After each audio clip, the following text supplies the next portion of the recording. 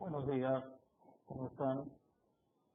Ahí vamos a ir dando inicio a la clase. Estábamos esperando unos minutos hasta que entren los compañeros, todavía faltan algunos, por lo que vemos. Bueno, como les comentó el titular, mi nombre es Fernando Lavecchia, soy uno de los integrantes de la cátedra. Alguna clase van a tener conmigo también. Y mientras esperamos a los compañeros, les comento, ya compartimos en el espacio de cátedras virtuales los datos y el cronograma de clases de acá hasta el final de la cursada. Están ya las fechas estimadas para los dos parciales. Obviamente, desde ya les aclaramos, puede haber alguna modificación en base a cómo se desarrolle la cursada o cualquier circunstancia que se pueda llegar a dar en más o menos una semana. Vamos a tratar de mantener las fechas establecidas, pero sepan que puede haber alguna modificación. Igual todo siempre lo vamos a estar avisando con suficiente antelación para que no haya dificultades más que nada en relación a los parciales y los recuperatorios. Los recuperatorios, para que sepan, van a ser una semana después del examen. Ustedes el mismo día del examen van a tener las notas y a la semana va a ser el recuperatorio. En cuanto a la modalidad, en principio, y igualmente ya lo vamos a estar avisando más cerca de la fecha, va a ser sobre la misma plataforma de cátedras virtuales. Directamente en el sistema que nos da la facultad vamos a estar organizando en el día y horario de cursada. Así que para que vayan sabiendo, en general no hemos tenido inconvenientes, pero bueno, vayan familiarizándose si no tuvieron la oportunidad con toda la plataforma. Los avisos obviamente los vamos subiendo al foro de avisos. Mi recomendación, suscríbanse al foro por las dudas. Igualmente les tendría que llegar las notificaciones cada vez que vamos a estar publicando, pero bueno, por las dudas constaten que estén suscritos. En cuanto a la modalidad, lo más probable y por la cantidad de alumnos es que sean múltiples choice, verdadero o falso, alguna cosa a completar o elegir términos, no tanto en cuanto a desarrollar.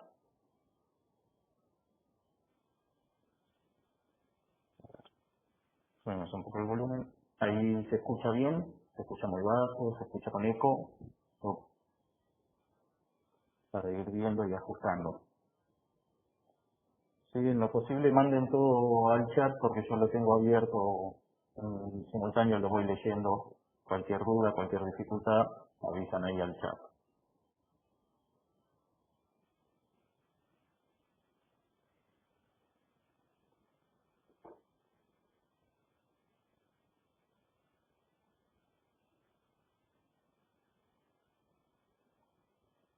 Perfecto.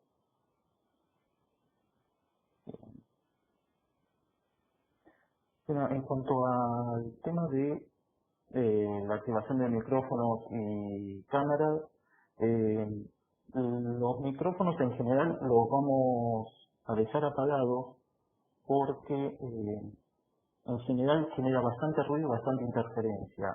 Por ahí Zoom lo maneja mejor, Webex filtra mucho ruido en la señal, entonces preferimos ir activándolo a medida que sea necesario. Y en cuanto a cámaras, ahí ya podemos evacuar. Lo que no podemos es habilitar en forma masiva, tendríamos que habilitar uno por uno todos los usuarios para las cámaras. Vamos a estar probando, porque esta es la plataforma de Webex Training. Es en principio pensado justamente para estos esquemas de capacitaciones y clases, pero no es, o sea, en cuanto a la forma de compartir video no es lo ideal. Desde la facultad nos habilitaron para que podamos probar otro sistema de Webex, que es Webex Meeting, que lo tenemos que probar. No quisimos hacerlo tan sobre la clase porque por recién nos lo confirmaron ayer, Así que quizá para la próxima clase tengamos novedades, cambien los datos de conexión, pero también les necesito, vamos a estar avisando. Las preguntas sí, por favor al chat.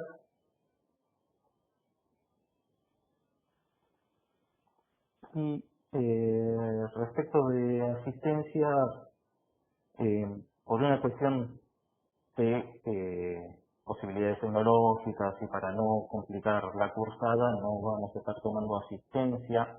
Lo que sí les pedimos, en lo posible, traten de conectarse. Los que no tengan dificultades, conéctense, por favor, es parte de la cursada, pero no vamos a estar tomando asistencia como una cursada presencial, porque sabemos que pueden haber inconvenientes, dificultades de cortes de luz, cortes de internet, problemas que nos ha pasado incluso de este lado con las aplicaciones, cualquier de esos inconvenientes, con lo cual en eso no vamos a estar haciendo especial hincapié, pero sí les pedimos participación, que todas las clases se puedan presenciar, ingresen, aparte les va a servir para que puedan hacer las preguntas, aprovecharlas mejor, y también las actividades que haya sobre la plataforma de cátedras virtuales también.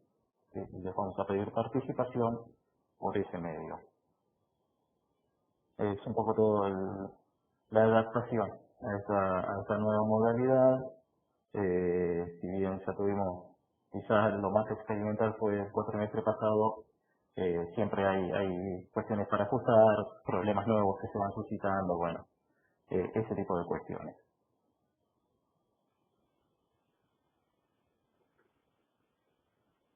Bien.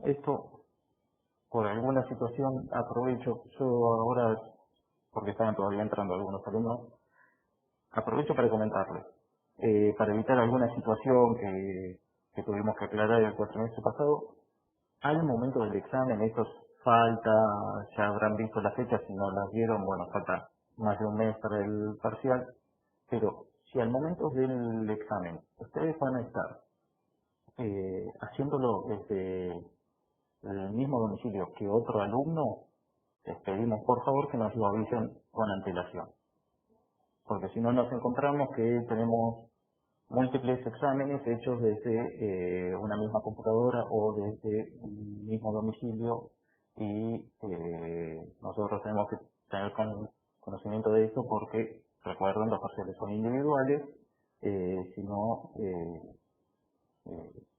queda como que se están copiando entre ustedes, no es la idea.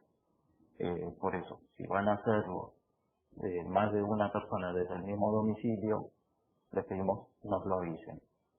Eso, igual cerca del parcial, pero ya para que lo vayan teniendo presente. Bien, creo que ya no estoy ingresando nadie más y creo que ya no tengo ningún aviso parroquial. La primera parte de la clase siempre la vamos a estar aprovechando para dudas que hayan quedado de las clases pasadas, para este tipo de avisos, cualquier cuestión previa al inicio. Bien, si vieron el cronograma, habrán visto que, dada la reducción de las clases que tenemos previsto para este cuatrimestre, y en particular, y encima se suma un feriado que va a caer un día martes, vamos a tener que ir dando 2 bolillas por clase. Vamos a ir un poco más rápido de lo que nos gustaría, más que nada para una plataforma virtual, pero no se preocupen que nosotros siempre subimos todo al canal de YouTube. Lo que sí, los enlaces a los videos los van a encontrar solamente en cátedras virtuales. Directamente ahí, nosotros clase por clase, el mismo día o al otro día les vamos a ir dejando el enlace al video, que en realidad va a ser más que nada audio, por cómo graba incluso la plataforma. Por eso, si no se entiende, nos avisan y si no, obviamente tienen todos los medios de comunicación desde, a través de cátedras virtuales, sea por foro, sea por mensaje o por el correo electrónico. Y un último aviso, en lo posible, si nos van a mandar consultas sobre el funcionamiento de la cátedra o sobre temas en particular, en lo posible envíenlos al correo electrónico. Porque ¿qué pasa? Nos ha pasado por ahí el cuatrimestre pasado que enviaban mensajes por la plataforma a un docente. Por ahí le envían al titular, por ahí me envían a mí, por ahí a Nicolás. Entonces no lo ven los restantes integrantes. En cambio el correo, como es compartido, lo ve tanto el titular como Nicolás como yo. Cualquiera lo puede contestar y por ahí se hace más rápido porque por ahí justo me mandan a mí, no puedo ver los mensajes porque cuestiones laborales, obvio en esto el trabajo no perdona ni en pandemia, sucede que por ahí nos atrasamos 1 o 2 días en contestar, en cambio si lo mandan al mail es más inmediata la respuesta, o por lo menos intenta hacerlo. Bueno, vamos a arrancar con los temas que nos tocan hoy. La idea es retomar a partir de lo que estuvo explicando el titular la clase pasada y abordar, y en esto intentar abordar la mayor cantidad de temas posible de las bolillas 26 y 27. Lo que no lleguemos a dar en la clase, porque es imposible dar todo, van a tener que leerlo del material que consigan. Cualquier duda que tengan, obviamente, en cuanto al material, tienen la bibliografía y nos consultan a ver qué les podemos sugerir si les queda alguna duda. Eso no tenemos problema. eh, no, nos consultan y nosotros aclaramos lo que sea necesario. Siendo bueno a los temas que nos tocan dar hoy, vamos a retomar un poco la cuestión esta de qué son los títulos valores o títulos de crédito en su anterior denominación más clásica, que es como lo van a encontrar en la mayoría de los manuales, ¿no? Y vamos a ver eh, para qué sirven, cómo se estructura y cómo se interpreta eso jurídicamente. Hay muchos temas para hablar, voy a ir haciendo un poco un salpicado rápido para lo que solemos acostumbrar, pero tratando de abarcar las cuestiones quizá que generan mayores inconvenientes.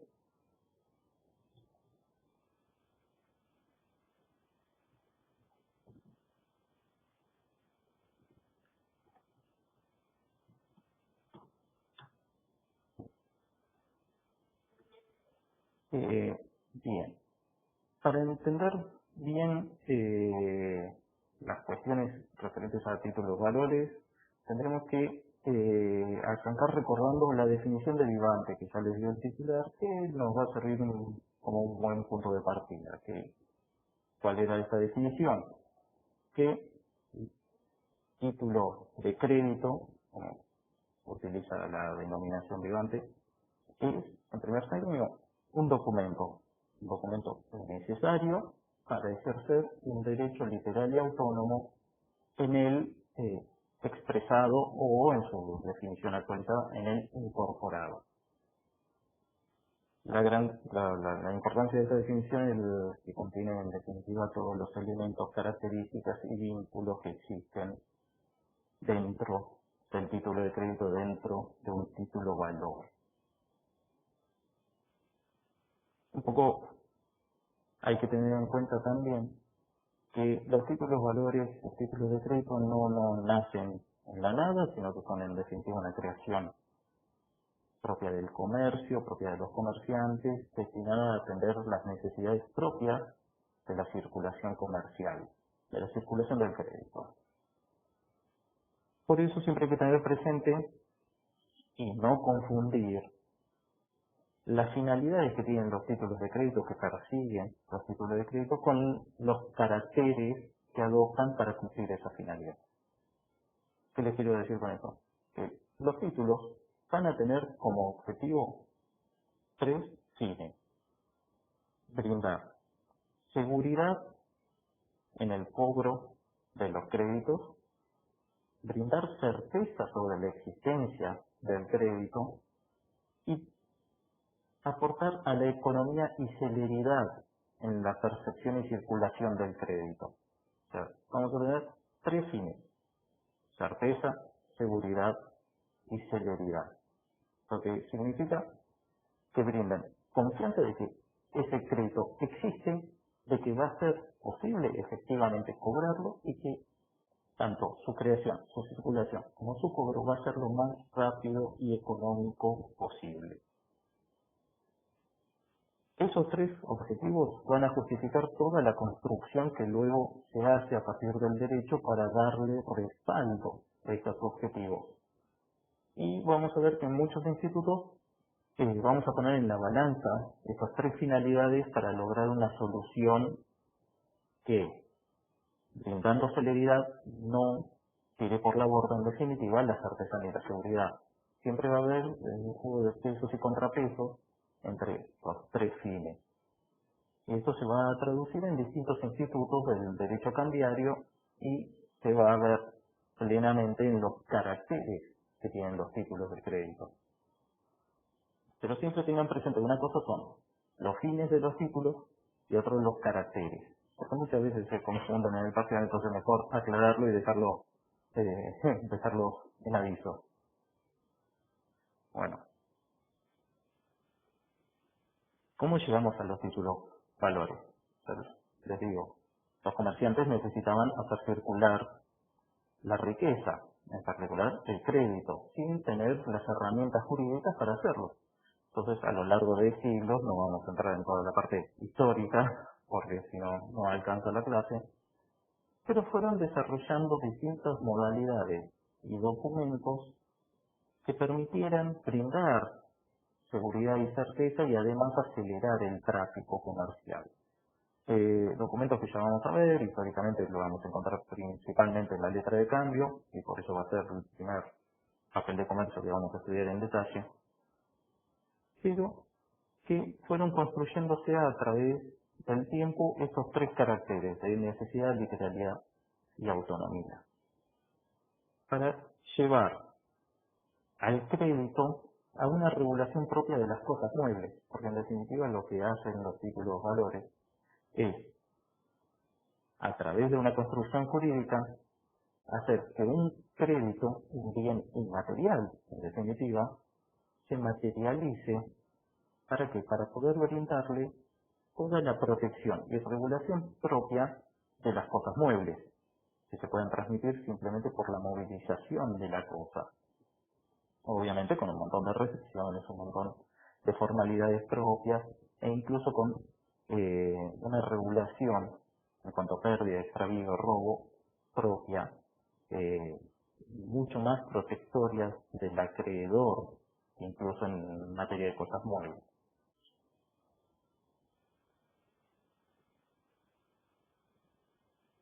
Ahora bien,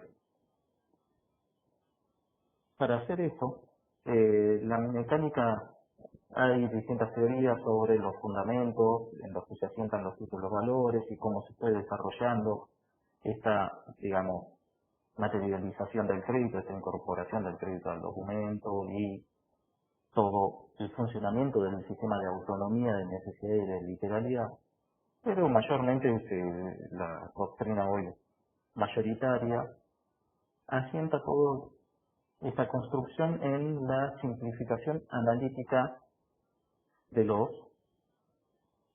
presupuestos de hecho, como les menciona el programa. Ahora en breve vamos a entrar en los caracteres, pero primero vamos viendo los fundamentos, a ver cómo llegamos a esta construcción actual. Bien, les decía que, bueno, encontraron la justificación en toda esta construcción de los títulos de crédito en la teoría de la simplificación analítica de los presupuestos de hecho. Y básicamente, ¿qué quiere decir esto? Que la construcción jurídica se basó simplemente en una cuestión práctica o de conveniencia legislativa, que significó en última instancia que el legislador analizara el crédito y la circulación del crédito y fuera eliminando aquellos elementos, digamos, superficiales o sobreabundantes que no fueran necesarios para que efectivamente circule el crédito. Por eso habla de simplificación analítica de presupuestos de hecho. ¿Qué quiere decir? Simplificar es eliminar presupuestos de hecho. A ver, Eh, necesitamos conocer todas las relaciones jurídicas preexistentes a la emisión del título para habilitar su circulación. Y no, vamos a prescindir de eso. Necesitamos conocer la causa de la obligación para habilitar la circulación y en algunos casos sí, en otros no. Entonces se va a simplificar o no según el tipo de título de que se trate. Y así, en definitiva, lo que hace la legislación es tomar aquellos elementos indispensables para dar seguridad, para dar certeza y para dar celeridad y descartar a los fines de la circulación y la ejecución de los títulos, descartar todo aquello que no resulte esencial o necesario, todos aquellos aspectos fácticos, de hecho, que sean sobreabundantes a estos tres fines, porque siempre el objetivo en esto es brindar seguridad, certeza y celeridad. Todo lo que se exceda de ello simplemente no es que deje de existir, es que simplemente no va a ser relevante a los fines cambiarios.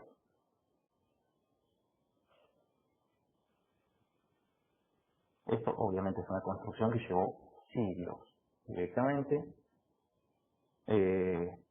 hasta llegar a una definición como la de vivante, que siempre la tomamos, insisto, por ser bien condensado todos los caracteres y todos los elementos.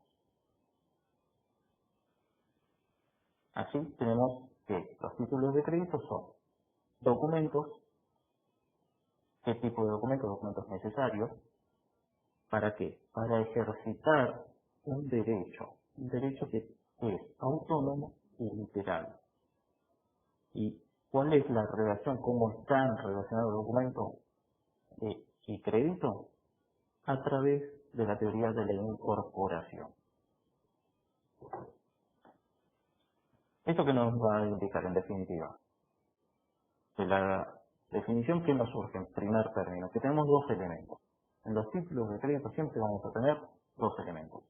Vamos a tener un elemento documento y un elemento crédito.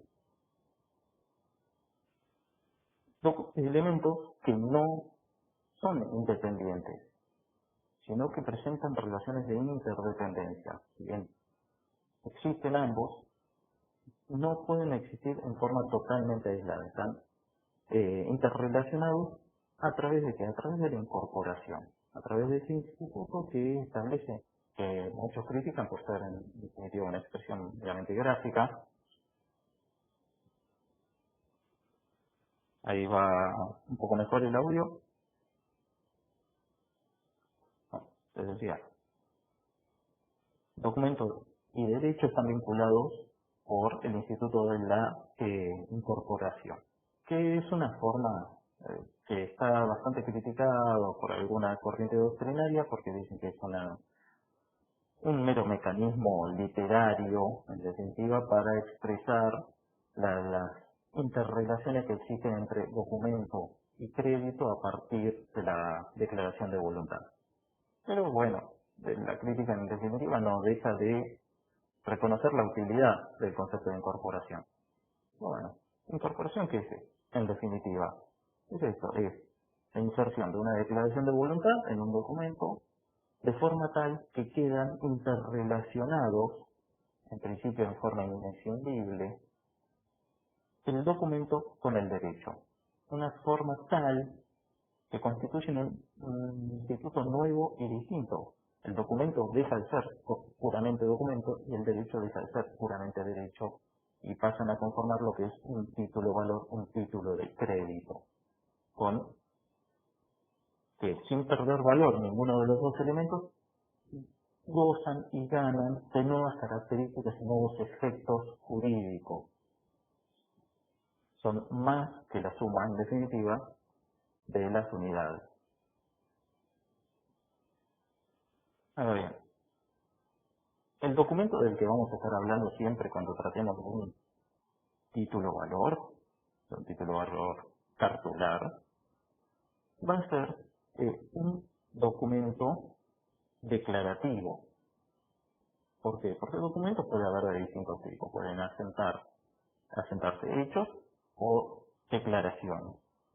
Y no solo puede ser declaraciones que pueden ser de verdad, sino también puede haber declaraciones de voluntad. Y justamente a esa categoría va a pertenecer el documento propio de un título de crédito, a un documento declarativo de voluntad. ¿Por qué? Porque lo que se inserta, el contenido del documento, siempre va a ser una declaración de voluntad.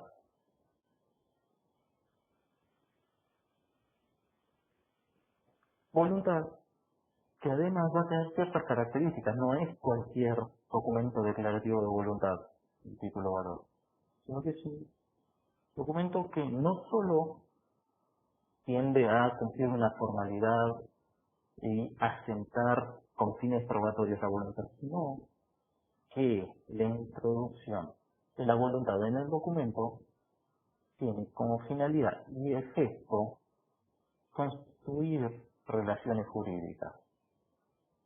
No, en el caso de los títulos de crédito, el derecho no nace por fuera del instrumento y luego se vuelca con fines probatorios al documento. Por ejemplo, los contratos.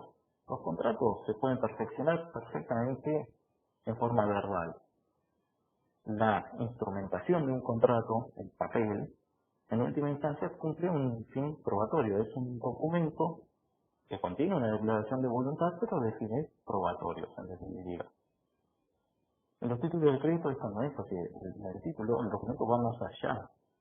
La declaración que se inserta en el documento hace nacer directamente el derecho. Entonces, como se trata de documentos declarativos de voluntad con efectos jurígenos, es decir, que hacen nacer el derecho, que hacen nacer la relación jurídica, se dice que son documentos constitutivos, esto es, que constituyen el derecho que se está declarando en el documento. E incluso, esto va todavía más allá en el caso de los títulos valores, porque no solo el título, en definitiva el documento, va a sentar toda la declaración que hace nacer el documento, el derecho, sino que además toda declaración de voluntad que modifique o extinga el derecho también va a tener que estar asentado en el documento. Es decir, estos documentos contienen la declaración de voluntad de creación, como así también de modificación y extinción del derecho. Introducción de declaraciones que, si se hacen por fuera del documento, no producen efecto. Con lo cual tenemos un documento que no solo es constitutivo, porque es esencial que esté documentado para hacer nacer el derecho, sino que además es dispositivo. ¿Por qué? Porque el derecho va a ser dispuesto, se va a disponer del derecho, se va a modificar, se va a extinguir, se va a transferir a través de la declaración de voluntad inserta en el mismo documento. No hay nacimiento de derecho sin documento, no hay modificación, transmisión y extinción del derecho sin el documento. Por eso, en este caso, los autores no se ponen del todo de acuerdo en la denominación, pero a algunos les va a hablar de documentos constitutivos dispositivos, otros autores van a hablar directamente de documentos dispositivos. Pero lo importante es que en este tipo de documentos todo nacimiento, modificación, extinción del derecho se produce a través del documento. Esto que llevó a algunos autores a sostener, digamos, la primacía. Todavía no hablamos de los caracteres. Acá estamos hablando porque acá me pregunto si estos serían los caracteres. No. Acá es un elemento, el documento, y cómo funciona este tipo de documentos a los que pertenecen los títulos valores. Ahora vamos a ver cómo se manifiesta esto en cuanto a los caracteres. Pero bueno, algunos autores han sostenido que, en razón de esto, de este carácter constitutivo, dispositivo que presenta el documento, es más importante el documento que el derecho. Entonces dicen que lo principal en un título valor es el documento y que el derecho es meramente accesorio o secundario. ¿Por qué? Porque si el derecho no nace, ni lo podemos modificar, ni lo podemos extinguir sin el documento, entonces lo principal es el documento. A ver, ¿cuál es la respuesta a esto? El documento por sí solo, sin el derecho, de nada vale. Si tengo un documento con una declaración de voluntad constitutiva de una relación jurídica sin contenido, sin derecho, no tengo nada. En definitiva, que tengo una hoja de papel firmada. ¿Cuál es el valor de esa hoja de papel? El valor material de la hoja y la tinta es insignificante. Entonces, lo que realmente le da su contenido y su valor es el derecho, el segundo elemento. Con lo cual, no podemos válidamente entender que lo principal o más importante es el documento, porque por sí solo no vale de nada. Del otro lado tenemos el derecho como segundo elemento. Bien, derecho que no vamos a definir es un bien inmaterial, en definitiva responde a la concepción general de derecho del Código Civil, derecho entendido como un bien jurídico. Una aclaración: si bien lo más habitual, lo que van a ver más seguido, quizás más que nada más adelante en la materia, sea derechos dinerarios, derechos crediticios, que pueden estar incorporados en un título valor, no se limita solamente a ello. Cualquier tipo de derecho puede incorporarse en un título valor. Por ejemplo, incluso derechos políticos. Derechos políticos no de gobierno, sino derechos políticos, por ejemplo, en una sociedad. Las acciones de una sociedad anónima son, en definitiva, títulos valores.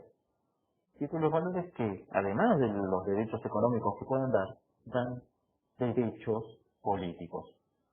Participar en las decisiones asamblearias, tomar vista de los libros y con las condiciones necesarias, ser oído, incluso en la toma de decisiones, bueno.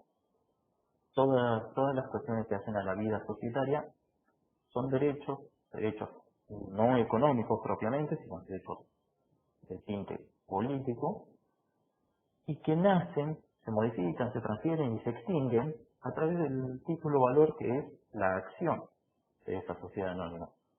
Entonces, ahí tenemos un ejemplo típico de un derecho no económico que nace, se modifica, se transmite y muere a través de un título valor. Por eso, cuando hablamos de derecho, es derecho en su sentido amplio.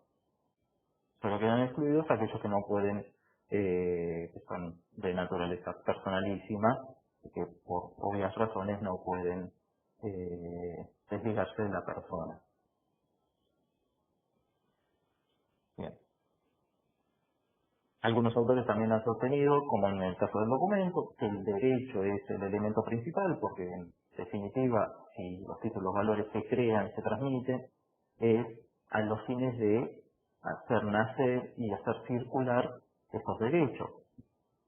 Pero lo cierto es que, en definitiva, si fuera puro derecho sin documento, no estaríamos frente a un título de valor, estaríamos justamente en la situación que se pretendía solucionar, el de un crédito desmaterializado y sin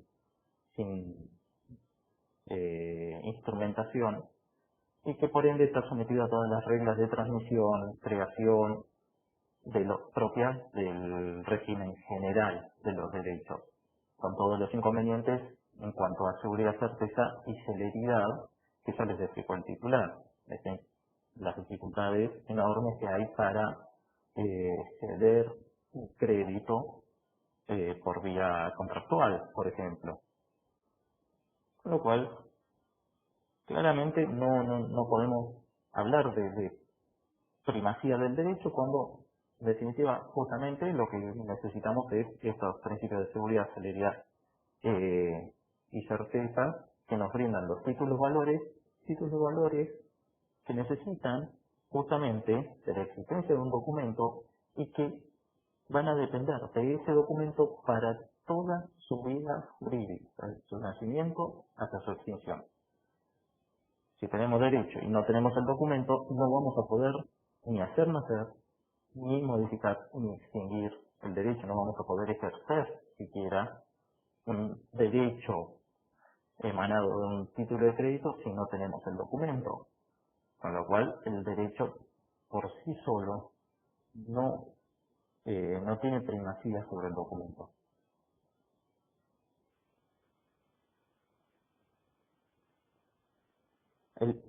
Acá me preguntan que si se interrelaciona de tal forma que el título no existe si falta uno de estos elementos. Exacto.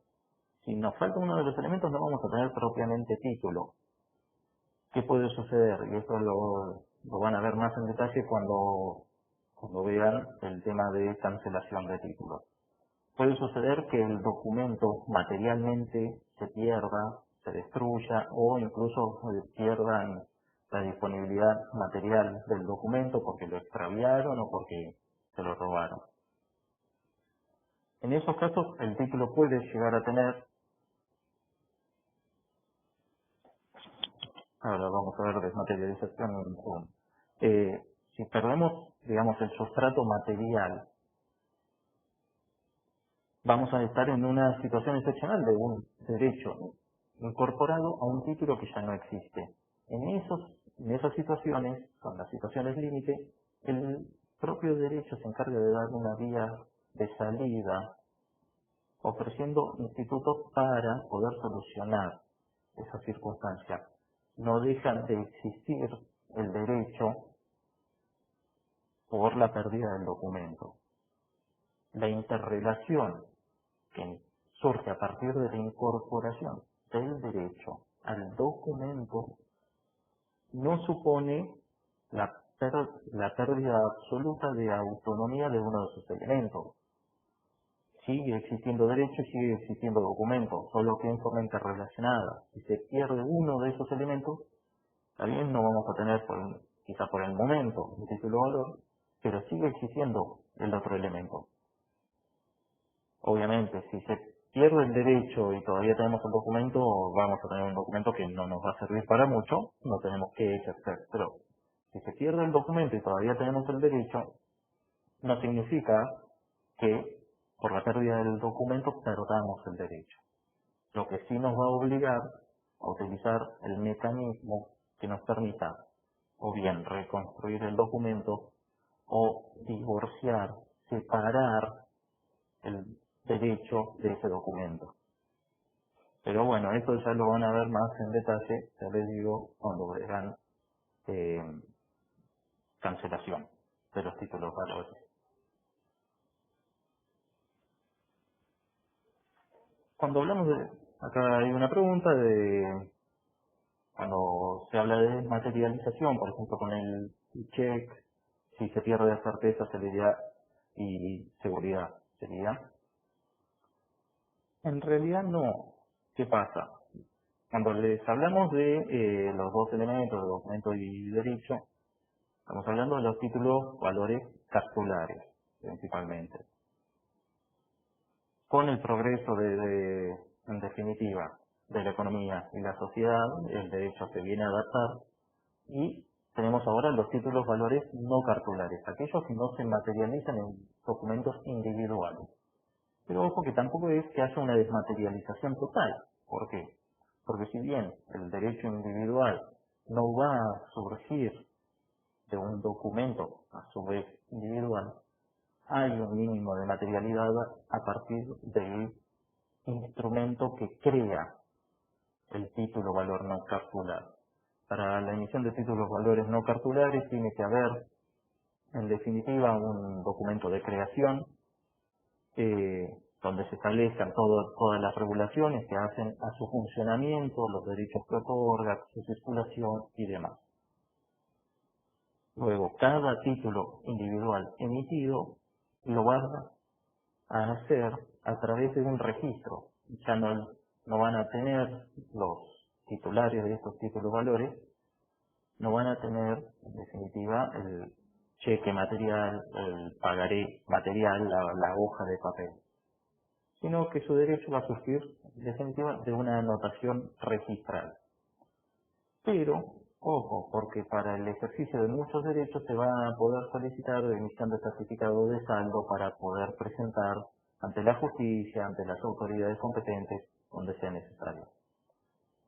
La mera desmaterialización no va a implicar una pérdida de certeza, celeridad o seguridad, porque de hecho, justamente el Código Civil y Comercial, al darle una regulación y al establecer todas las pautas de funcionamiento de estos títulos no cartulares, lo que hace es darle el marco de seguridad jurídica para que puedan operar de forma similar, pero incluso con mayor celeridad, que un título de valor cartular.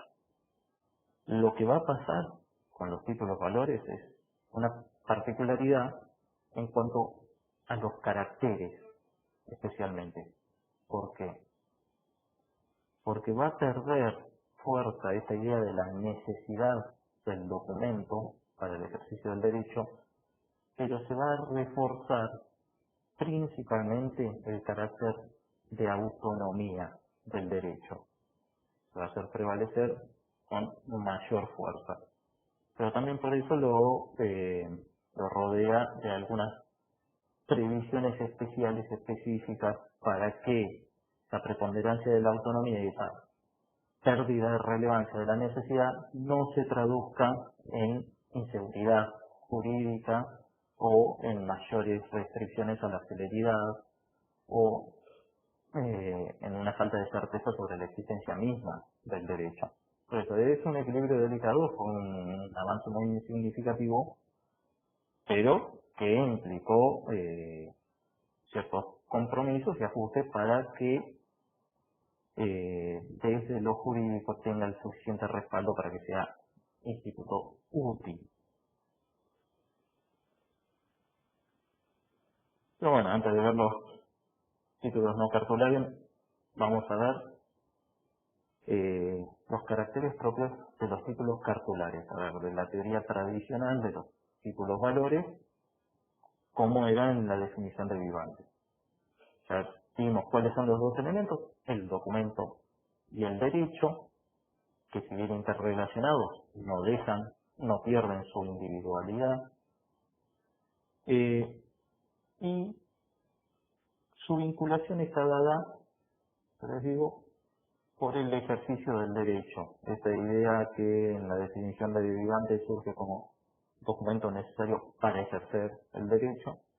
Bueno, una aclaración mejor sería para hacer nacer y ejercer el documento, el derecho.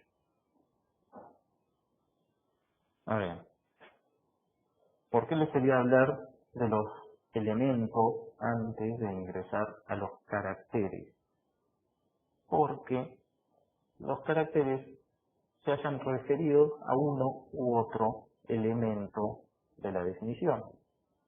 Cuando hablamos de que los títulos valores tienen 3 caracteres, nos estamos refiriendo al carácter de necesidad, al carácter de literalidad y al carácter de autonomía. Bien, la necesidad está referida al elemento documento, en tanto que literalidad y autonomía se van a referir al derecho. Quizá el más sencillo de entender es el carácter necesario. ¿Por qué? Porque el documento es necesario para hacer nacer, para ejercer, para transmitir y para extinguir el derecho. Sin la detentación, exhibición y o entrega material del documento, no se puede ejercer derechos, ni extinguir derechos, ni modificar derechos en materia de títulos, valores, cartulares. Queda unido de tal forma, en definitiva, el derecho al documento, que todo ejercicio de ese derecho va a requerir que se tenga materialmente el documento. Si no lo tengo, no puedo usarlo, no puedo ejercerlo, no puedo ejercer uno de los derechos que emergen de ese documento. Por eso se habla de que el documento es necesario para el desarrollo de todos los actos de la vida de ese título o valor. Ahora bien, en cuanto al derecho, vemos que ese derecho es, en primer término, literal. ¿Qué quiere decir esto? Que en definitiva, el derecho va a valer en la medida y extensión y con las características y condiciones que surjan literalizados del documento. Es decir, el derecho vale según lo que esté escrito. No se va a poder exigir ni se va a poder oponer nada distinto de lo que surja de los términos literales, de los términos escritos en el documento. Así, el texto que esté volcado en el documento va a ser el que defina la naturaleza, alcances, objetos, sujetos y modalidades del derecho que está incorporado en el documento. Así, esto se va a ver reflejado en un montón de instituciones, pero básicamente, quien tenga el título, quien tenga el documento, no va a poder exigir nada distinto de lo que esté escrito. Y del otro lado, porque esto funciona para ambas partes, del otro lado, el deudor, el sujeto obligado por ese título, primero que no va a poder oponer ninguna defensa, ninguna excepción que no surja de los términos literales del documento, pero también en su defensa no le van a poder exigir nada distinto de lo que surja en el documento. Supongamos, firma un título por 10.000 pesos, pero le dice, no te preocupes, vos cuando me lo presentes yo te pago 20.000 pesos. No ponemos 20.000 en el título para bajar el impuesto de sellos. Bueno, llega el día, no pagó, le van a reclamar. No, vos me habías prometido 20.000. No, el título dice 10.000. Y lo que no está en el título no vale. Y tiene razón, lo que no está en el título, por el principio de literalidad, no vale. Todo tiene que estar volcado en el título. Esto no quita que pueda, en virtud del principio de literalidad, existir remisiones a otros documentos, a otros textos. Lo que importa en la literalidad es que esté expresado en el documento. Si lo que se expresa en el documento es una remisión a otro instrumento, eso vale. Típico caso, y siempre vamos a volver mucho al mismo ejemplo, el de las acciones de una sociedad anónima. ¿Por qué? Porque la acción lo único que va a indicar es el nombre de la sociedad, al que refiere, la cantidad de acciones, a lo sumo el valor de esa acción, y alguna mínima referencia en cuanto a los derechos, pero que va a tener una remisión a los términos del estatuto societario, y va a ser de ese estatuto de donde van a surgir todo el cúmulo de derechos, condiciones y límites que están vinculados a esa acción. Va a ser ahí recién donde van a poder leerse bien el detalle de ese derecho que surge de la acción. ¿Esto viola la literalidad?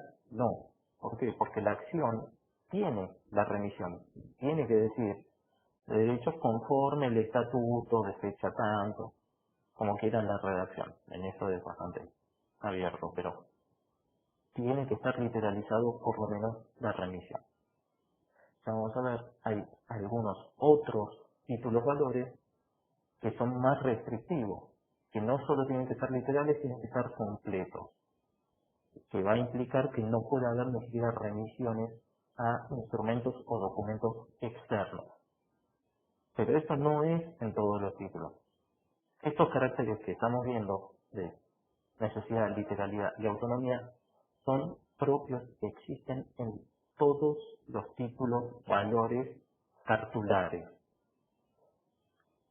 Después vamos a ver que hay caracteres que son específicos de algunos títulos valores en particular. Por ahora vemos los que hacen a la esencia misma del título valor cartular. Después veremos los específicos que están siempre bastante vinculados. Bueno, ya sé que es medio repetitivo, pero les insisto, así queda grabado más fácil a juego. Literalidad se refiere al derecho. ¿Y eso qué quiere decir? Que el derecho va a valer según los términos literales que estén volcados en el documento.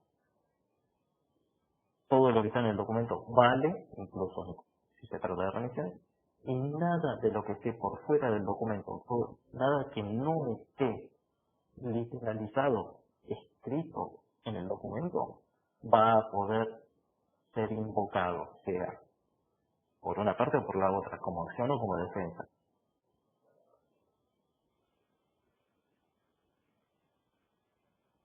Y el tercer carácter es quizá el más importante, que es el de la autonomía del derecho incorporado al título valor. La autonomía sí es un carácter que es central y esencial a todo título valor, incluso los no cartulares. Si algo subsiste en los títulos no cartulares es justamente la autonomía, que eso es lo central. Es quizá el carácter más importante en todo título valor porque es el que justifica buena parte de su funcionamiento y de su utilidad. ¿Qué es la autonomía? Como ya les explico el titular, es una prescindencia. Es una prescindencia de corte subjetivo. ¿Qué quiere decir esto? Que por una decisión en definitiva de política legislativa de utilidad y conveniencia, compensado luego por todos los otros caracteres y requisitos formales, ¿qué ocurre en los títulos valores? Que resultan intrascendentes y relevantes las circunstancias vinculadas a los sujetos intervinientes en las relaciones cambiarias. A los fines de analizar la validez de un derecho y su exigibilidad y los derechos que asisten a las partes, no se va a tener en cuenta las relaciones jurídicas preexistentes, las anteriores, pero en su faz subjetiva, es decir, en relación a las personas intervinientes. Les insisto con esto porque acá no se prescinde de la causa, la autonomía se prescinde de las personas. Porque ¿qué ocurre? En una sesión de créditos, las excepciones, especialmente las de tinte personal, se van acumulando.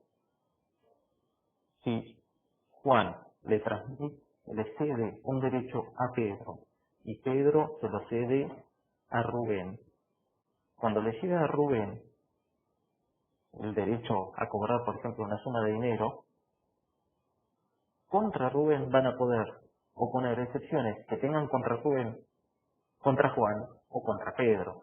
Con lo cual, a medida que se va estirando la cadena de transmisiones, se van sumando y acumulando cada vez más excepciones, potenciales o reales, no importa. Pero cuanto más circula, menos chances de cobro hay, porque cada vez hay más posibilidades de que nos opongan una excepción, porque no va a ser solo contra nosotros que lo recibimos último, puede ser contra nosotros o contra cualquiera de los anteriores sujetos que intervinieron en la relación. Esto justamente es lo que se intenta evitar con la autonomía. El derecho es autónomo porque cada sujeto que lo va recibiendo lo recibe nuevo ese derecho. desvinculado de las relaciones subjetivas preexistentes. En este ejemplo, donde Juan transmite a Pedro y Pedro a Rubén solo le van a poder oponer excepciones que tengan contra Rubén. Supongamos que ya le habían pagado toda la deuda a Juan. Bueno, a Rubén no se lo van a poder oponer. ¿Por qué? Porque el pago hecho a un tercero acá no va a jugar, no va a importar. Lo único que va a importar en última instancia, cuando hablemos de autonomía, es la buena fe del último sujeto. Si hay buena fe, no se pueden oponer excepciones personales preexistentes.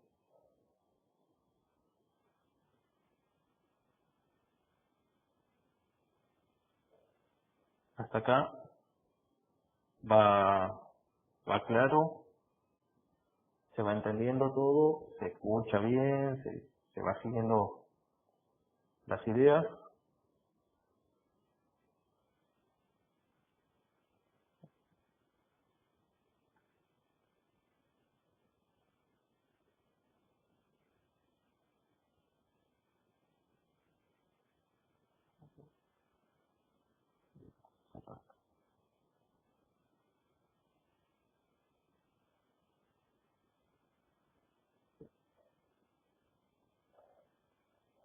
Ahondemos un poco en autonomía. Les insisto mucho en la autonomía porque, ya les digo, no solo es una de las cuestiones más importantes, materia de títulos valores, y que va a ser importante en todo el desarrollo de la cursada, con lo cual entenderlo bien es central. En eso sí, léanlo de algún manual que esté bien completo. Legón, ojo, si usan Legón, fíjense que no sea el famoso Legoncito, la versión resumida, no. El manual de letra de cambio y pagaré. Usen. ¿Por qué? Porque tiene bastante completa toda la parte general y donde trata bien los caracteres. Autonomía está bastante bien. Si no, ojo con, en esto aprovecho para la aclaración, ojo con el nuevo manual de derecho cambiario de Gómez Leo, porque no tiene bien tratada la parte general de títulos de crédito, con lo cual casi no les va a tratar los caracteres, prácticamente no trata nada de toda esta primera parte. Por eso, estos temas de Legón, UTI, si quieren de Gómez Leo, tiene una obra de 2 tomos donde sí tratan bien en detalle todos los caracteres, pero una obra bastante compleja. Y para complejo, en definitiva, es preferible la obra de Yagarola, pero bastante extenso. Barbieri también es un autor. La parte general en particular no recuerdo cómo la trabaja Barbieri, pero la obra en general es muy buena, muy completa. Y estoy tratando de acordarme un autor. Hay un autor que, si bien es bueno, circula una obra que no es de su autoría, que es el caso de Malacalpa.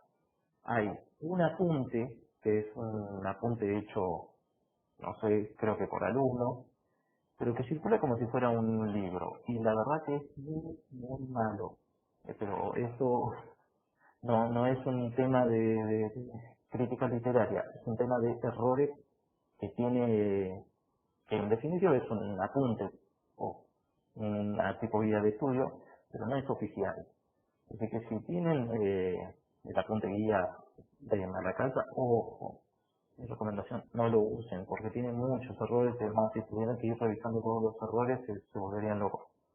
Esa aclaración por las dudas, porque encima ahora sabemos que se usa lo que se consigue, y casi todo digital, entonces por ahí a veces circulan cosas que no son las ideales.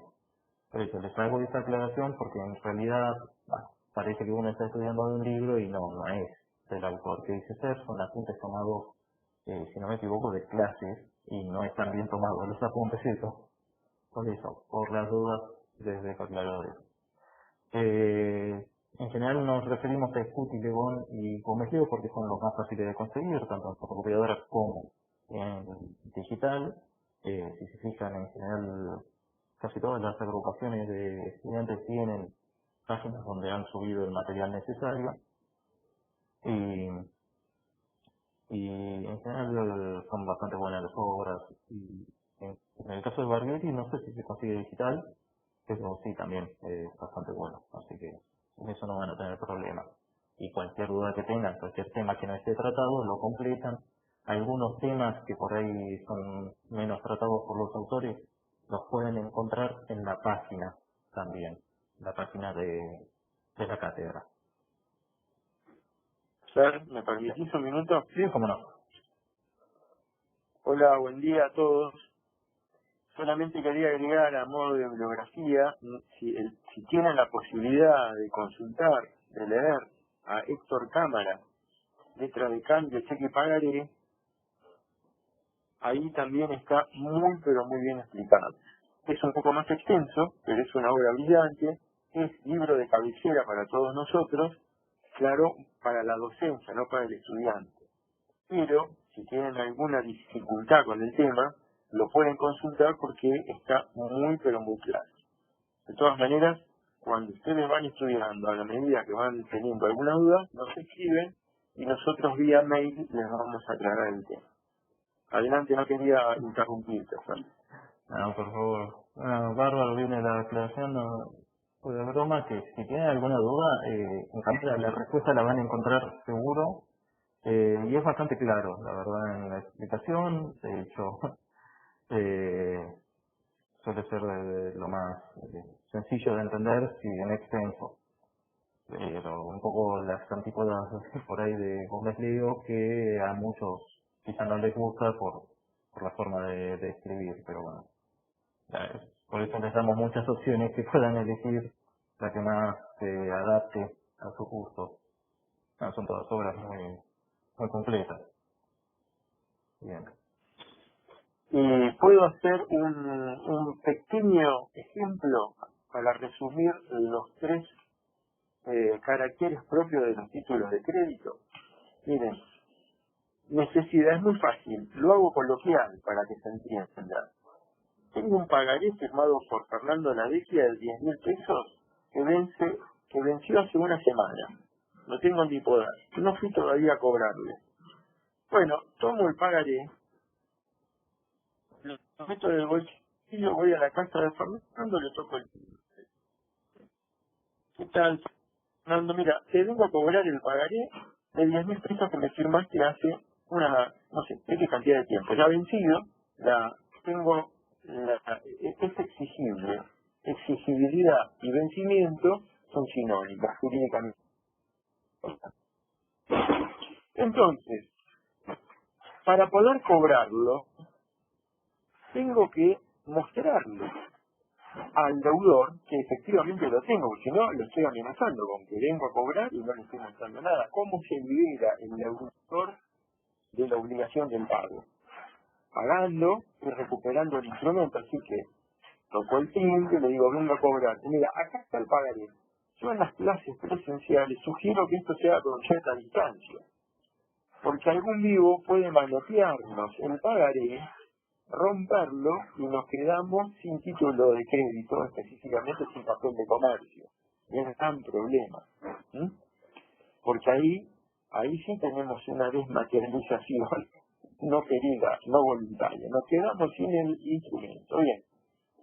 Una vez que me ve que lo tengo y quiere desobligarse, me da los 10.000 pesos, le entrego el pagaré y se terminó la cuestión. No hay más vínculo cambiario, él después hará con el pagaré lo que quiera.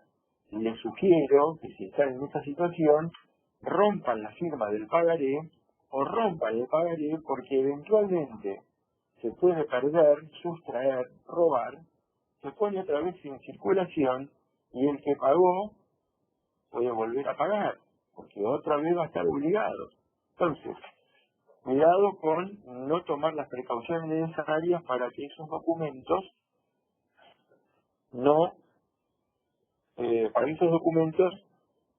una vez satisfechos, efectivamente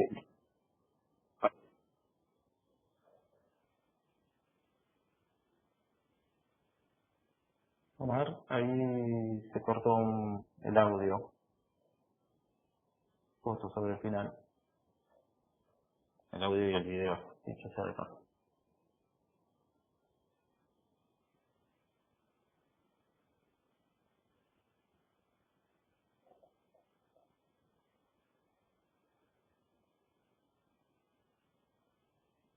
Entonces ahí tenemos literalidad. No, señor. Nuestro límite obligacional surge del texto de la cambiar, surge del texto del documento. Es una doble garantía, como dijo Saber. Sirve para el deudor saber que no le van a exigir más de lo que dice el documento, y el acreedor sabe que no va a poder pedir más de lo que de este resulta. Así que es una garantía común, recíproca.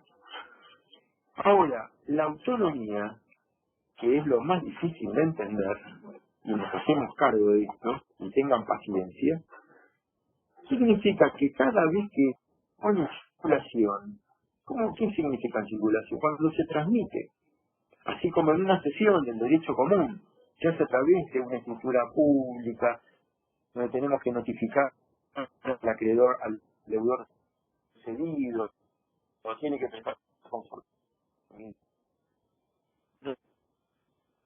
Omar se está cortando un poco. No, ahí parece que va retomando. Simplificó la forma. Porque estoy arriba, estoy en obra, y no quiero que se escuchen los martillazos y los albañiles de acá abajo, así que es probable que no llegue bien. No sé si me escucha ahora. Ahora sí, ahora sí. ¿Se escucha? Sí. Bien. Entonces, cada vez que en una sesión de crédito del derecho común se va a usar esta transferencia, tenemos que ceñirnos a esas formalidades que retrasan la circulación. De ahí que el derecho cambiario simplificó la forma y dijo, no hace falta todas estas formalidades. Basta con que entreguemos el instrumento, lo entregamos.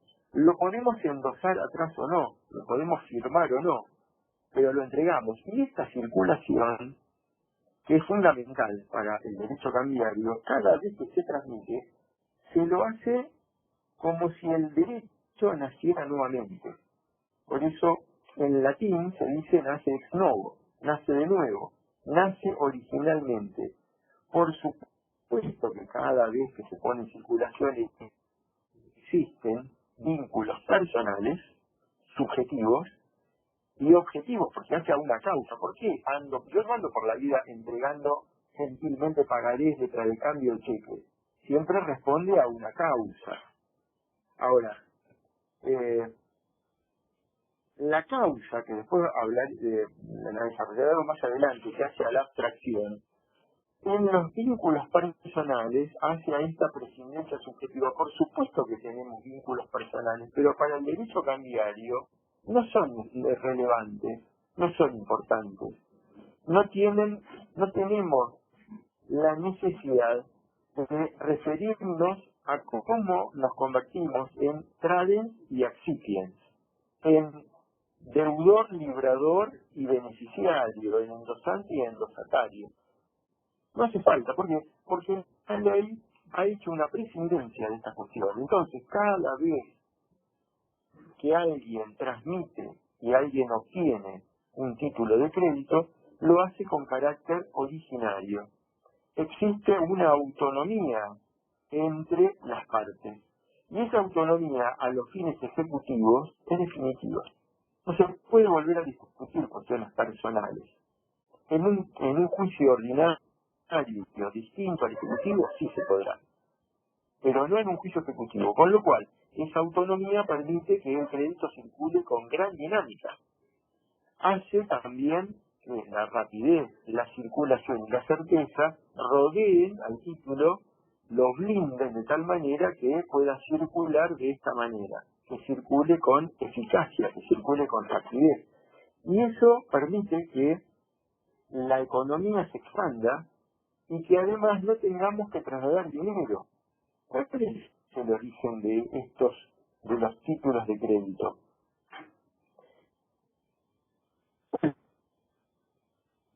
Imaginen ustedes, 1900, años, ¿no?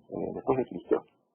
Trasladar monedas acuñadas en oro o en metales significaba gran peso, gran volumen y además mucho riesgo, porque había que trasladarlos de una ciudad a otra, eran robados, había que esconderlos, había un riesgo muy importante. Bueno, después cuando veamos letra del cambio veremos que es el cambista, ¿sí?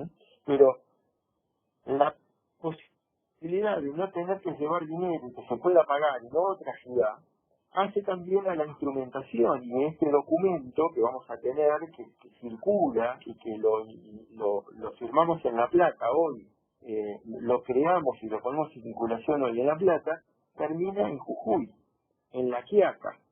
¿Y cómo hizo? Bueno, porque fue circulando, viéndose, pero cada vez que alguien lo entrega y alguien lo recibe, estos vínculos personales lo interesan.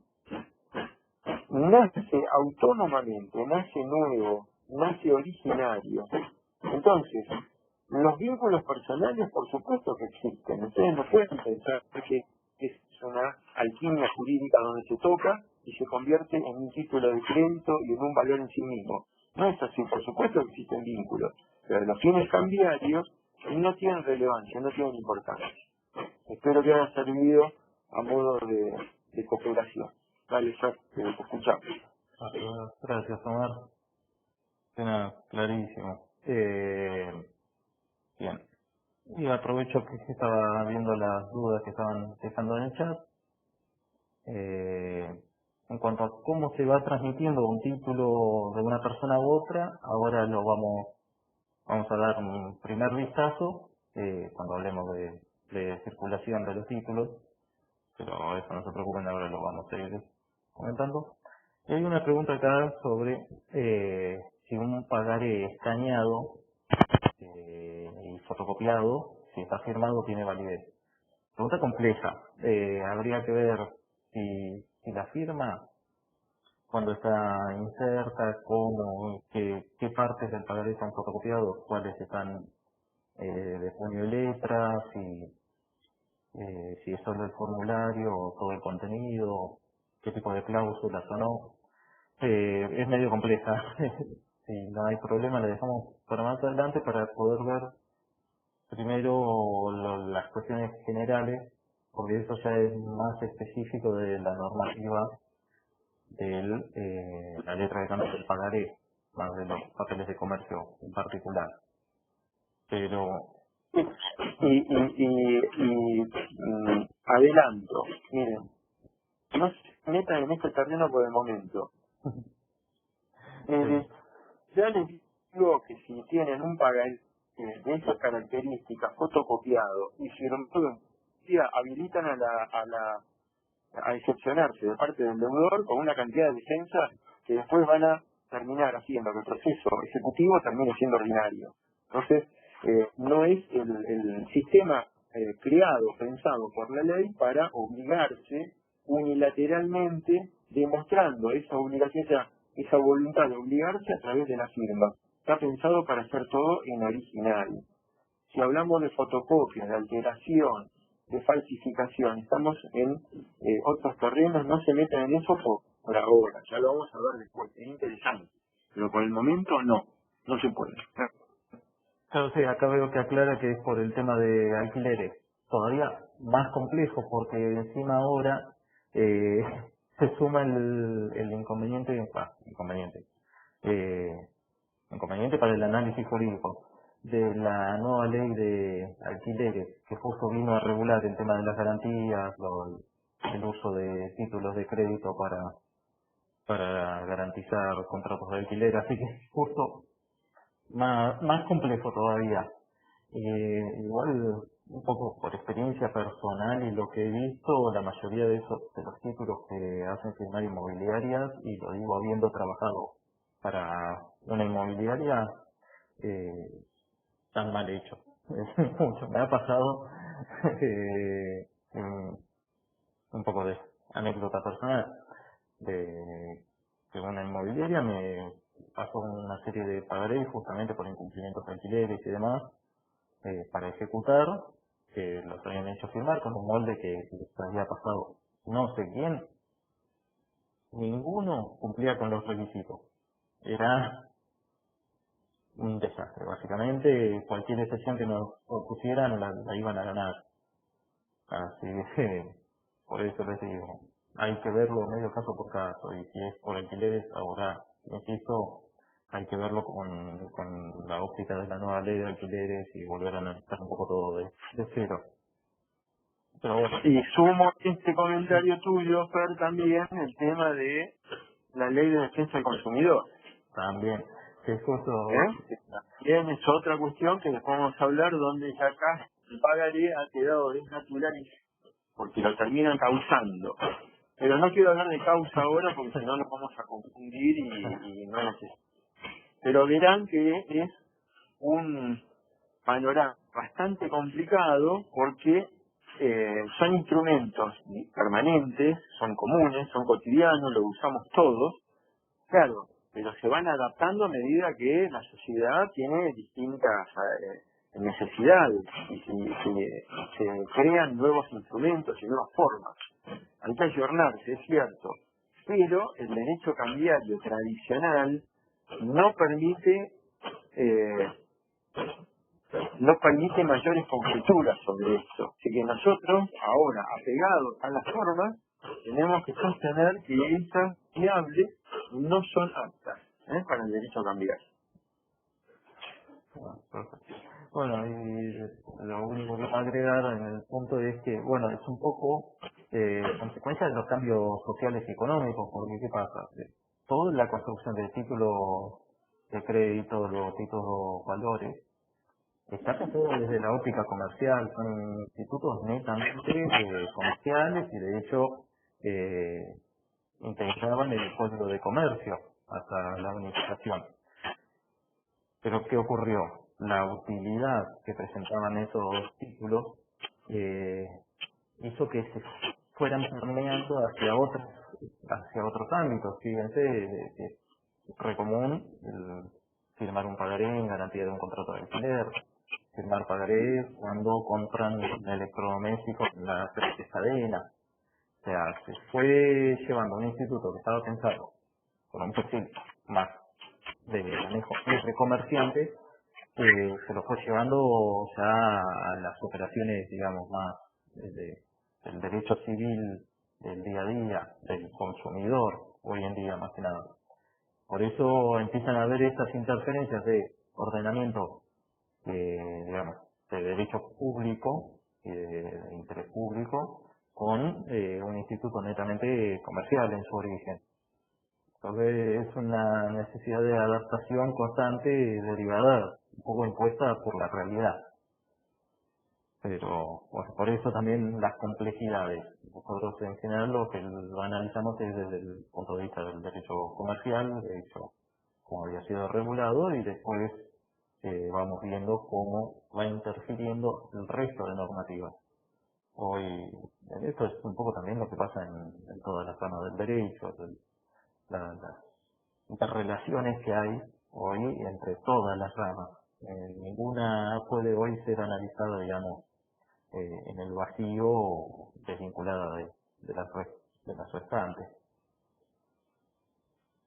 Pero, por eso, esto sí, la aclaración por eso a veces no queremos entrar mucho en algunos temas, porque son bastante complejos, más en el inicio de la materia, que queremos que vean bien y que entiendan bien los conceptos generales, los institutos principales de toda la teoría, para después ir viendo bien cómo se produce los efectos en la práctica, cómo se ejercitan estos derechos y demás.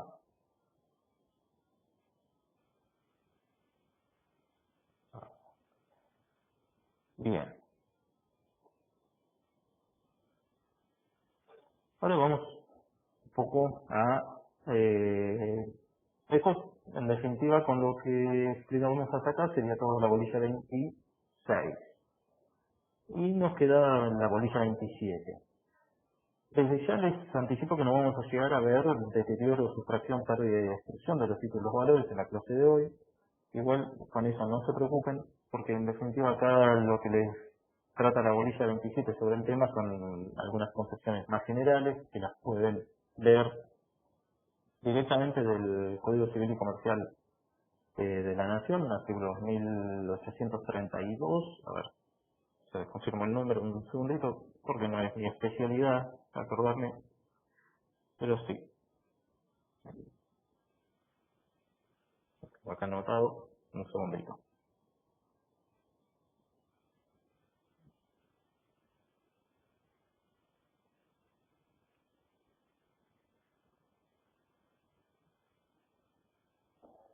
(1852) adelante tienen todo lo de la regulación general, de la teoría general de los títulos valores en materia de deterioro o sustracción.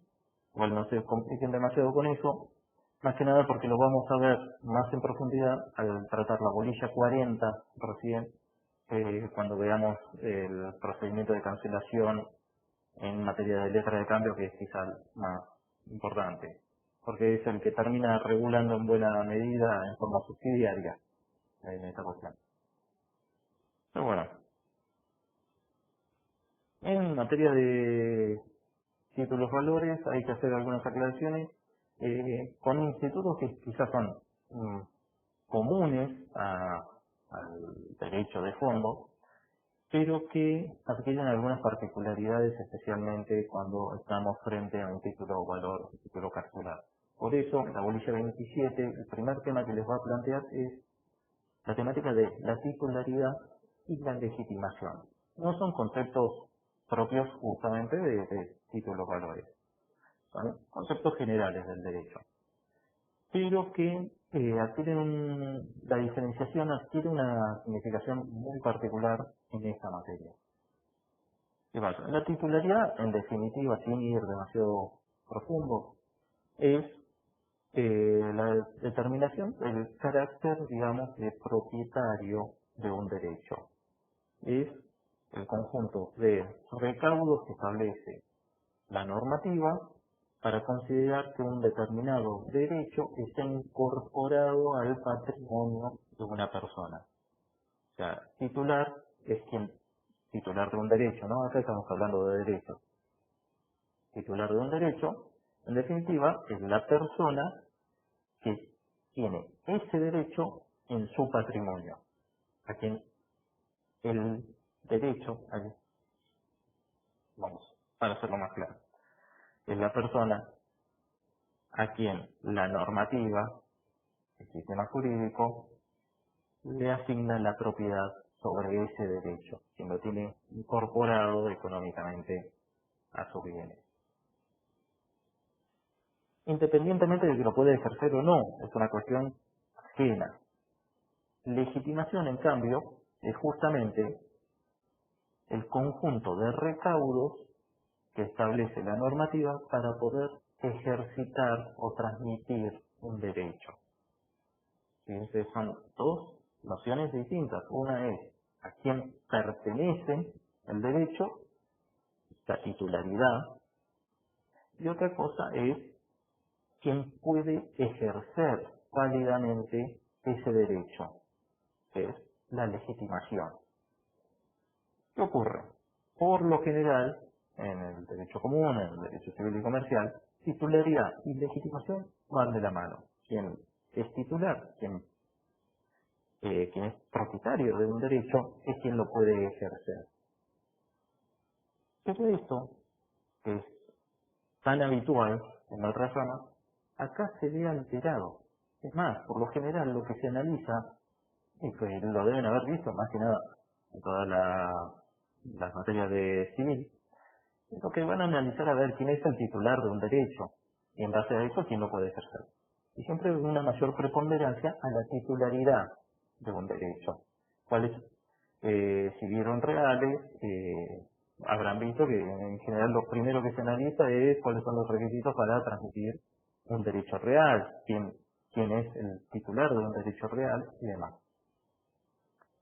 Acá, en nuestra materia, vamos a invertir un poco el orden de prioridad, porque si bien la titularidad es importante determinar quién es la persona que efectivamente detenta ese derecho, lo que nos va a importar principalmente es quién está legitimado para ejercer el derecho. ¿Quién está llamado por la normativa para ejercerlo válidamente? ¿Y por qué es esto? Justamente por efecto de la autonomía. ¿Qué ocurre? Si vamos a estar desvinculándonos de las relaciones personales subyacentes, entre esas relaciones vamos a estar desvinculándonos de las transmisiones anteriores. Y como el derecho nace en consecuencia nuevo en cabeza de cada adquirente, nos podemos llegar a encontrar que quien está adquiriendo un derecho no lo está adquiriendo de su verdadero titular. Y a pesar de ello, ser sujeto legitimado por el ordenamiento para ejercer el derecho. ¿Por qué se da esta situación? Porque por efecto de la autonomía, y como el derecho nace nuevo en cada transmisión, no se va a aplicar la máxima del derecho de que nadie puede transmitir un derecho más amplio, más completo que el que posee. Eso no aplica acá. Acá sí puede suceder que se transfiera un derecho más amplio o más completo que el que se posee, incluso tratándose de cosas robadas o perdidas.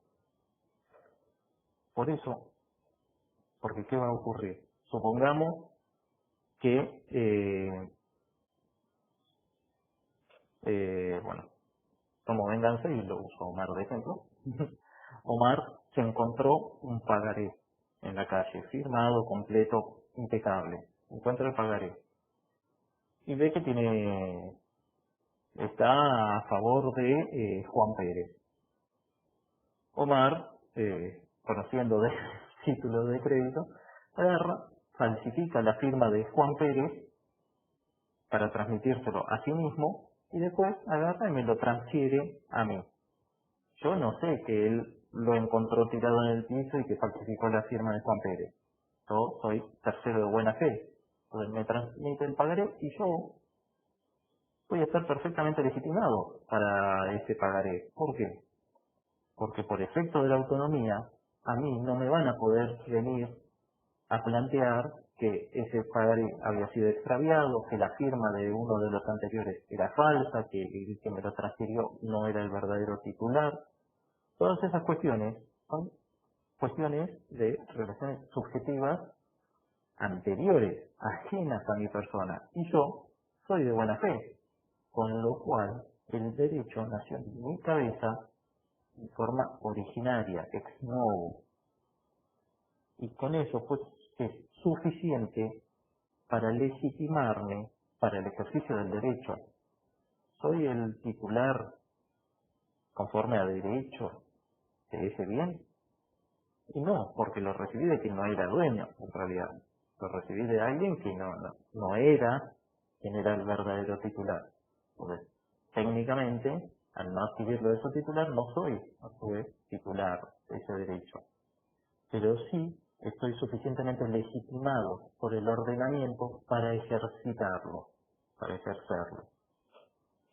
Eso, fíjense, acá, por efecto de la autonomía, muchas veces las nociones de titularidad y legitimación van a estar separadas. Va a estar legítima, lo que va a importar en definitiva es quién está legitimado, quién reúne los requisitos y los recaudos que establece la normativa para poder ejercitar o transferir o extinguir, es lo mismo, el derecho incorporado en el documento. Luego, sí, las cuestiones vinculadas a la titularidad y todas las cuestiones vinculadas a esas otras relaciones van a pasar por otro lado, van a pasar por acciones de conocimiento, acciones extracambiarias, no cuestiones cambiarias. Las cuestiones cambiarias se van a resolver en última instancia en razón de la legitimación, analizando si, conforme la normativa de ese título, la ley de circulación de ese título y los requisitos formales que establece la ley, si quien lo está ejerciendo está legitimado para ejercitarlo, sea o no titular.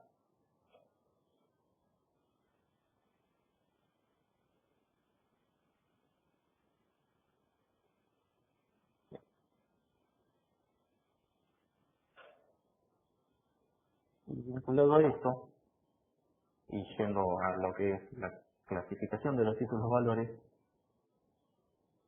para determinar la legitimación, en primera instancia vamos a tener que ver qué tipo de ley de circulación tiene el título que estemos tratando. Porque ¿qué ocurre? Los títulos de crédito pueden circular de distintas formas.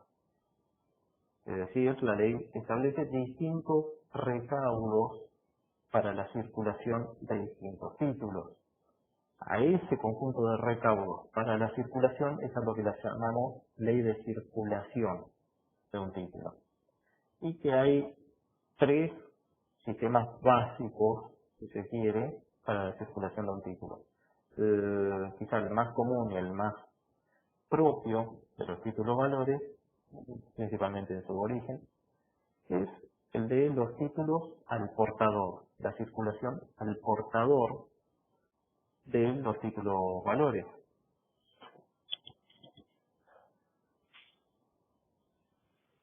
¿Qué significa esto?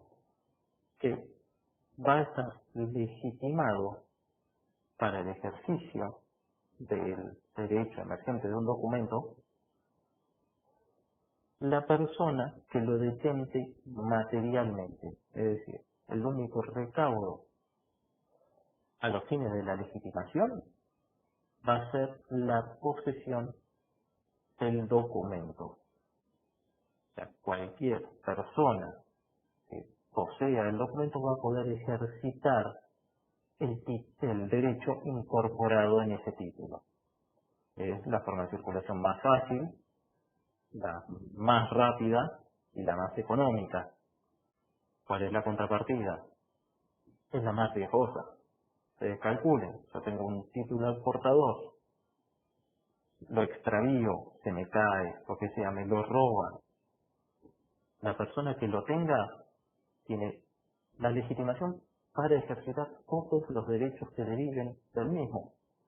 Y es más, si lo quiere transferir, basta con que simplemente se lo entregue a un tercero de buena fe y ya queda, digamos, limpio de cualquier vicio ese título. Entonces, lo pierdo, lo encuentra alguien, se lo da a otra persona, esa otra persona es de buena fe, listo. Estamos ante un tercero de buena fe contra el que no se van a poder oponer ningún tipo de excepción de tipo personal. No vamos a poder plantearle que lo extravié o me lo robaron.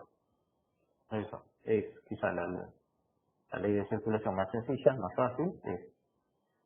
El título va a circular mediante la simple entrega material del documento, pero también la que presenta los mayores riesgos.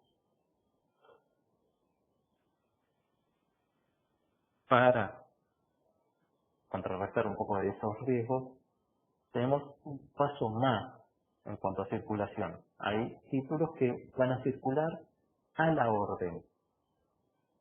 ¿Qué quiere decir circulación a la orden? Quiere decir que además de la detentación material del título, se me va a exigir a los fines de la legitimación que mi relación con ese título surja de la literalidad del documento. Es decir, que yo pueda justificar que lo tengo en base a la emisión del documento, que esté escrito que es a favor mío, que fue emitido, o bien por una cadena ininterrumpida de endoso. Esto quiere decir que me haya llegado en virtud de una serie de declaraciones de voluntad secuenciales y que yo sea el último destinatario de esas declaraciones de voluntad, que se haya ido transfiriendo, pero no mediante mera entrega, sino mediante entrega y literalización en el documento. No basta en los títulos a la orden con entregarlo. No, necesito además que me hayan endosado el título. Endoso, que es una declaración de voluntad de transmitir ese documento. O sea, yo siempre que quiera justificar mi legitimación en un documento de la orden, ¿qué voy a necesitar?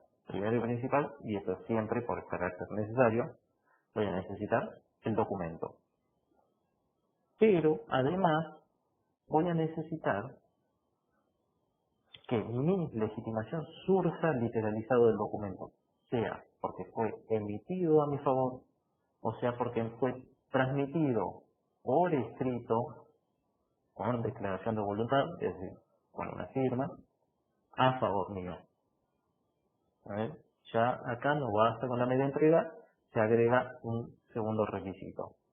Y la ley habla de cadena ininterrumpida de endosos, que es decir, una cadena ininterrumpida de declaraciones de voluntad.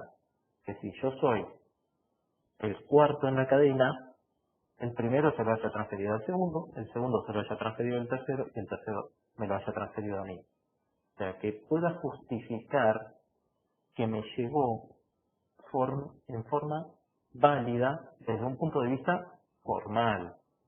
Que haya una serie de declaraciones de voluntad formalmente válidas, a través de la cual me llega a mí ese título. Con esos dos recaudos queda configurada la legitimación para ejercitar los derechos. Y hay una tercera ley de circulación, que es el de los títulos nominativos. Fíjense que siempre se construye sobre la base de lo anterior. En los nominativos vamos a necesitar, para ser legitimados, el documento, la cadena ininterrumpida de endosos, y se agrega un recaudo más, que es que la legitimación surja también de los registros que lleve el emisor de ese título. En los títulos nominativos, además del documento, la persona que los libra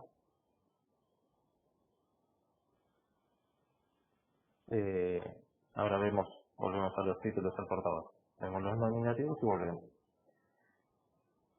En los nominativos, la persona que los libra va a llevar un registro de esos títulos. Registro donde va a sentar cada emisión, cada transferencia, cada extinción del título. Así que cada acto que se realice respecto al mismo se tiene que comunicar al librador para que vaya asentándolo. Ahora bien, para estar legitimado, en definitiva, entonces lo que vamos a necesitar no va a ser solo tener el documento, tener la cadena interrumpida de endoso en el mismo documento, y además nuestra legitimación va a tener que surgir de ese registro que lleva el creador del título, el librador o similar. O sea, son ya un requisito más para la legitimación. Obviamente, entre los títulos al portador y los nominativos hay una diferencia significativa en cuanto a seguridad. Obviamente los nominativos tienden a ser los más seguros, pero también hay un contrapeso en cuanto a la celeridad y la economía. Es mucho más costoso y mucho más lenta la circulación en el caso de los títulos nominativos.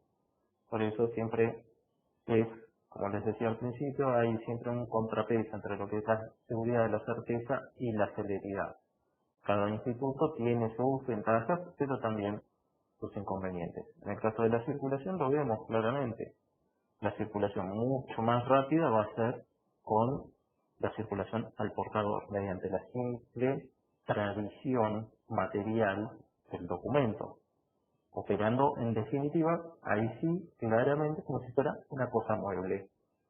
Como se manejan en definitiva la propiedad de las cosas muebles, simplemente entregando la cosa. Bueno, acá con los títulos al portador sería lo mismo. Mayor seguridad, pero mayores requisitos y por ende menos celeridad, van a presentar los títulos a la orden, que van a requerir para la transmisión.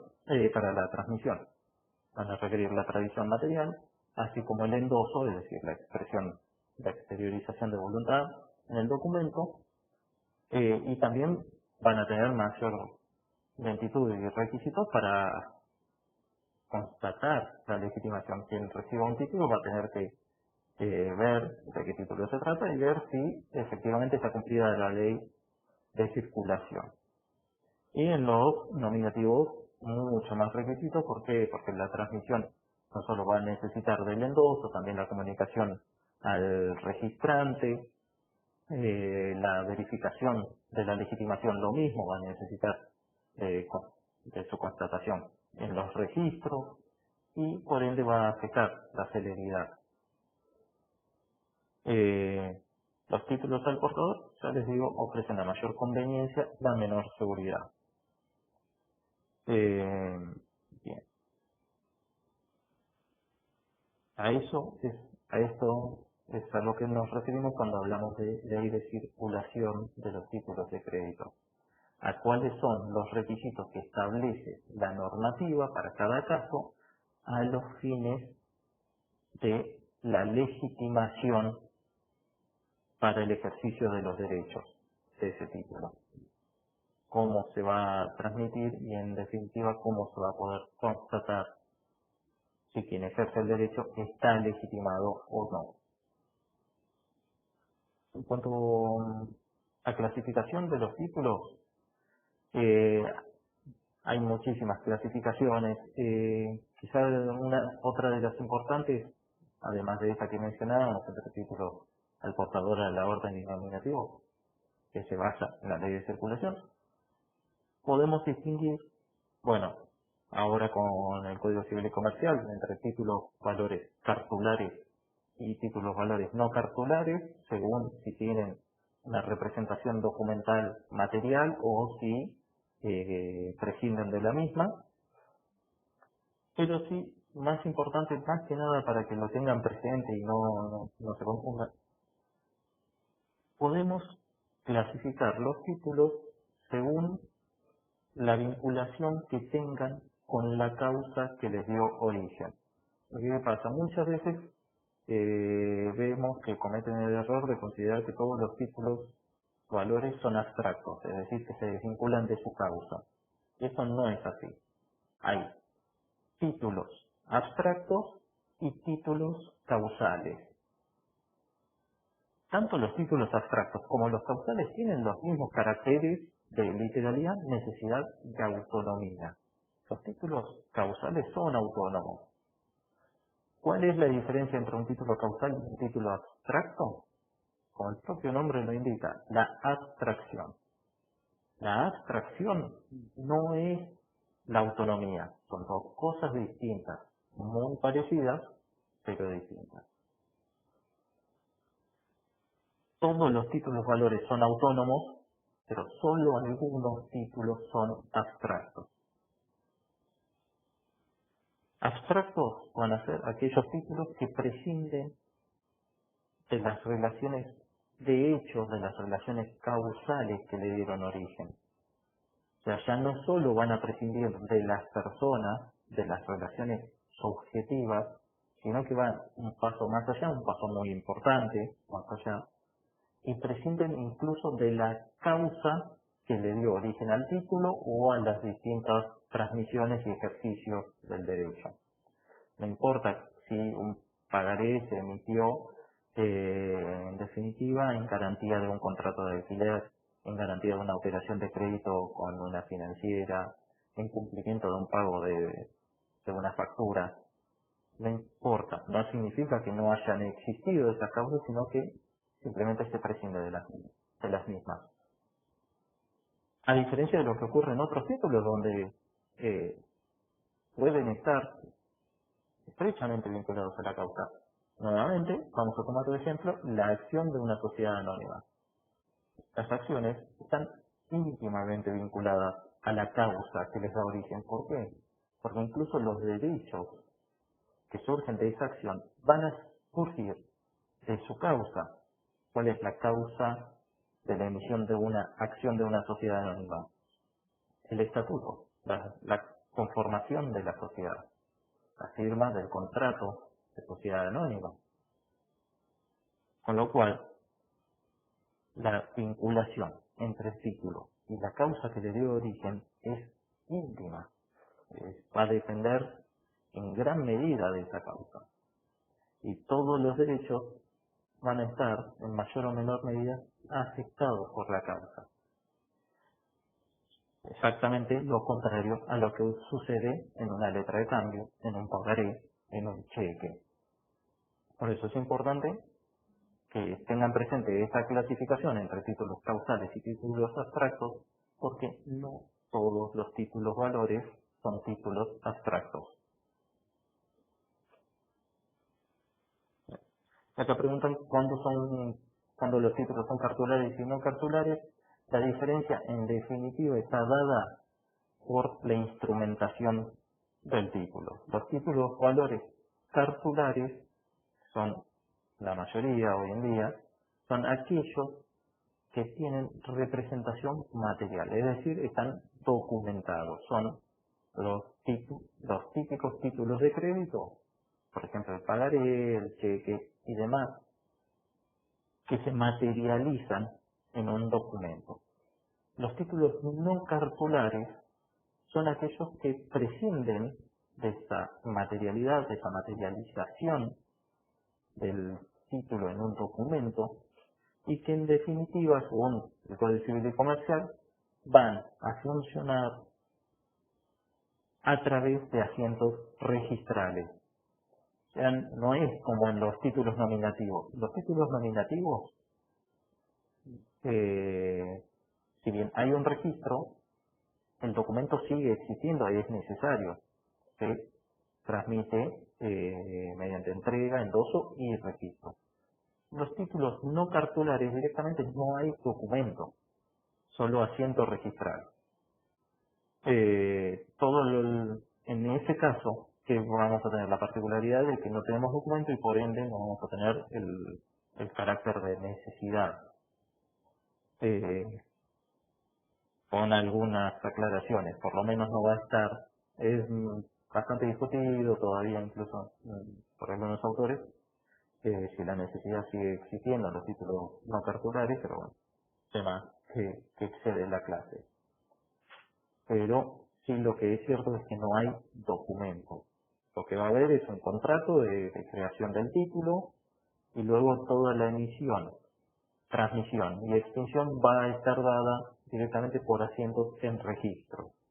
No van a tener el típico cartular, la cartula, el papel, en última instancia, de donde surge el título.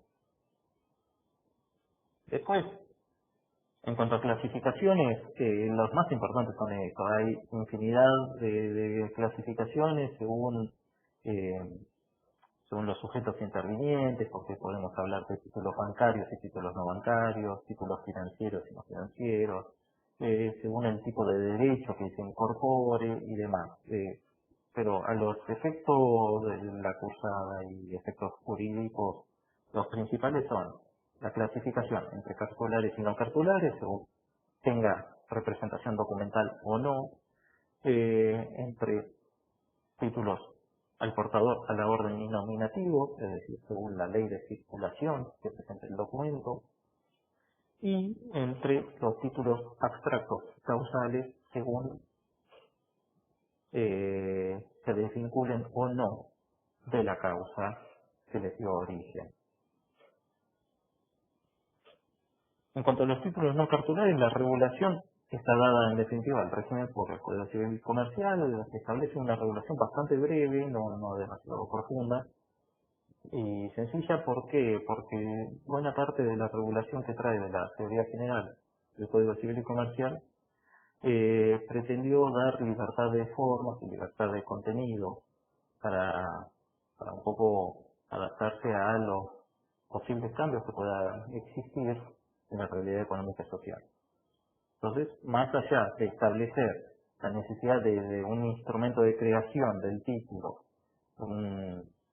una opción expresa por la forma no cartular y, digamos, un régimen registral para el desarrollo de la vida de esos títulos no cartulares, no establecen muchos más requisitos y lo que sí prevé es lo que menciona ahí la bolilla en cuanto a los comprobantes de saldo, que es la obligación de la persona que lleva los registros de emitir comprobantes de los saldos de títulos que habiliten a los sujetos legitimados a ejercitar los derechos. En definitiva, lo que si es necesario acreditar la condición de titular de un título valor no cartular o de legitimado de un título valor no cartular, lo que van a necesitar es requerir un comprobante de saldo que les permita ejercitar esos derechos.